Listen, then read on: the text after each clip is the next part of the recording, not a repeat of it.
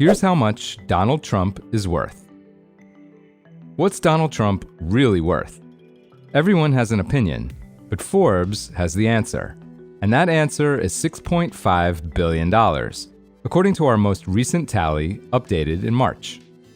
Trump added $1.4 billion over the past year, leveraging the presidency for profit. That's the key right there. He is enriching himself by using the Oval Office. I can let go of the resentment, and then what does that do for the world? It allows these predatory to just continue. Look at the politics that we deal with right now. Like the White House is in ruins. A UFC cage on the lawn, and you just do it. You just do it, and nobody says anything, and no consequences. Nobody asked. It wasn't done legally. There's no plan in place. Now you're asking for money to create society. It's like, what are we doing? And there's no consequences. And so I'm just supposed to let go of my resentment that this guy is just the world that he lives in for whatever gain he personally can have, and I'm supposed to let that go.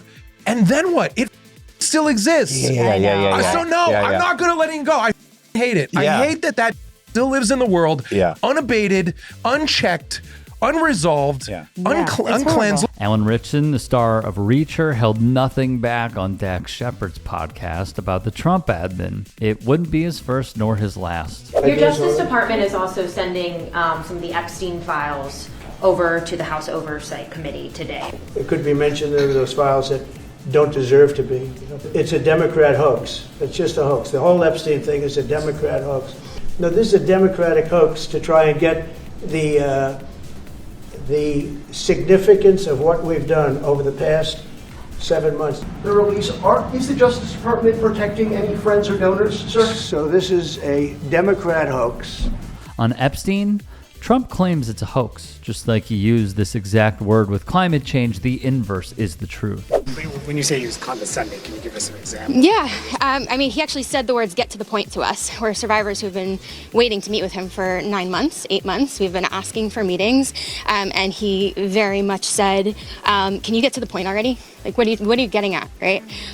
So to treat us with that sort of, there was no integrity, there was no understanding that he's dealing with the largest sex trafficking ring that we've seen in the U.S. ever. Instead, it was like, you have an Epstein problem, right? And even Epstein survivors are being told off by Todd Blanche. Are you and President Trump friends?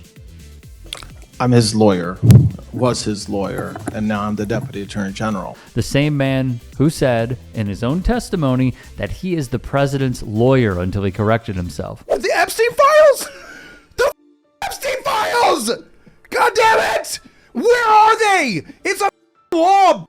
Show it, you pedophiles! I shouldn't say I'm a Christian, and people are gonna go like, how can you say he's a Christian? Because that is something that should make you want to say, sorry, God, I'm sweating now. This is my politics, dude. I would railroad these. I would get those Epstein files out in 2 seconds. Yeah, dude, 2 seconds, move out of the way. Get out of there. I don't care what room they're in. Move. Give me the vanilla envelope. I will get you the Epstein files. Sorry. You got my vote. Whatever you want to run for, you got it. We're just cool with it? The keys to the nuclear he's like all up into 13-year-olds. Dude, what? Go to jail. Not a lie told there. Ritchson would also recount this guy. Why is it that the women with the least likelihood of getting pregnant are the ones most worried about having abortions? Nobody wants to impregnate you if you look like a thumb. These people are odious on the inside and out. They're 5'2", 350 pounds, and they're like, give me my abortions or I'll get up and march and protest. And I'm thinking, march? You look like you got ankles weaker than the legal reasoning behind Roe versus Wade. A few of them need to get up and march. They need to get up and march for an hour a day, swing those arms, get the blood pumping, maybe mix in a salad. Former Republican Congressman Matt Gaetz. As it turns out, Gaetz and Ritchson were classmates in high school. The actor told GQ, "That MFer, we are adversaries. It's shocking to me that the panhandle of Florida continues to vote for somebody knowing everything we know about him and the promises that he's made behind closed doors about pardoning certain criminals. He's just not a good dude. There's part of me that wants to get into politics to outdo somebody like him for good. And there's part of me that's like, I'm not duplicitous enough to succeed in politics. There are certain people that do a good job of staying true to who they are, but they're ineffective. I think Bernie Sanders is a hero, but it's like, what does he accomplish?" Well, that last line was not good. It's very Reacher. Like, there's nothing in me that hesitates or gives a about like people taking on people who deserve it. You know what I mean? It also makes life very frustrating. I live with a lot of contempt at the way things are because I see unfairness and injustice everywhere and I'm frustrated by it. That informs my politics. Right. So like people who like think they're doing God's work while they're creating monsters, telling themselves this story that there are monsters among us that should be kept apart and separate. That ain't it, dude. And there ain't no true religion in the world that would support that idea. Ritchson would go further. People, I think, are a little bit afraid of me because they're like, he's a loose cannon. And I'm not. I'm just saying that everybody should say if they give a about humanity, you know? And why am I the exception to the rule? Everybody else speak up. You are all feeling the same thing, you idiots. Like get loud and stop like kowtowing to the wrong people. Stop bowing down to people that like have power. You got power too, man, and power in numbers, dude. You know what happened if like everybody felt like me? So could we see him running for office? I don't want to get into politics, but like if I do, it's because I have so much resentment for the evils of the world that have abused power in politics, and neglected the opportunity and their obligation to help people en masse. Like, I would go into that field and beat all these people at their own game and be the best politician in the world so that I can have access to helping people in a way that they should have been helped the whole time. That's going to come from a place of resentment. I hate to say it. Okay, I learned a lot about Alan from these interviews that I was diving into. And one of the things my wife will listen to, although it's been a hot minute, Dax Shepard's Armchair Expert, not the biggest fan, but we'll listen to it from time to time. And he always talks about addiction and drugs and dark times and recovery and what he's learned. And we saw two different minds in this interview, this podcast discussion come to a head. Where Ritchson is basically saying like, he's MFing everybody and like, I just can't effing believe that this is happening and no one should be standing for this. Everybody should be taking a stand against it, saying things that are filled with passion, right? And Dax asked him about resentment and how that could play a role and how, not resenting people helped him recover. And Ritchson basically said like, yeah, that's cool for you. For me, I use it as fuel. I use it as motivation. It is something that I need to do to combat these people over and over again. And the other thing that he said was that he mentioned his faith, which shows me something, okay? And has shown me something for years. And it is this.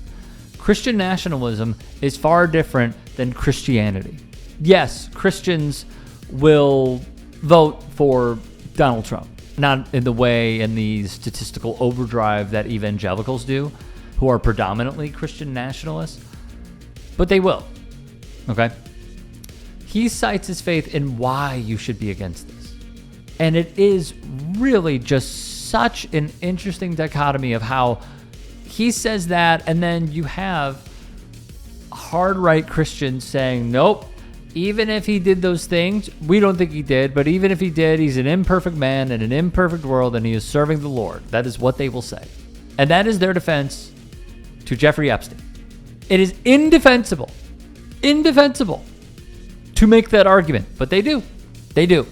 Ritchson cited his ADHD and said that maybe this is part of the case. It plays a factor into his passion and how he speaks about these things. And I am for it, all right? Bernie Sanders, by the way, I want to say something, is imperfect like everybody else. And in this political world of the United States of America, He should not be the best that we have to offer, but he is in the Senate. Although there could be somebody who outflanks him to the left in the best way possible, and that is Dr. Abdul Al-Sayed, who should absolutely beat Haley Stevens. There is no argument for voting for Haley Stevens. Zero.